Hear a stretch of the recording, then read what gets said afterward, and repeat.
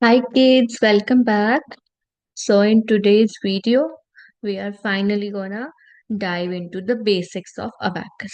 How can we start doing Abacus? What are the rules we have to keep in mind before starting Abacus? Okay, so as you can see my Abacus there, I'll go there afterwards. First, you have to listen to me carefully.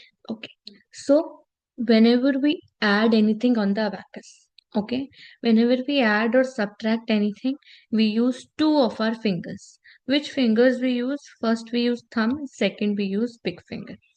If I have to add something, if I have to plus something, I will do with this thumb. If I have to minus something, I will do with this big finger. It is also called snake finger. Why snake finger? It eats the beads, no? It subtracts the beads. That's why. Okay, now let's try it on the abacus.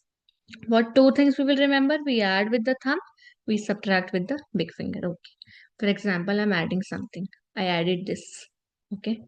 I added it. I added it with the thumb. Okay.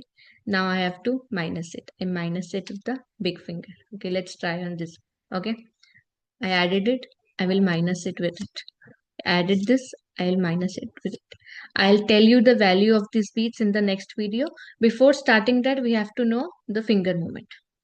I added it, I subtracted it. I added it, I subtracted it. Okay. When you will do the questions, no, you will get in the habit. Now, the lower beats, for the lower beats, the rule is same. We add with the thumb, we subtract with the big finger.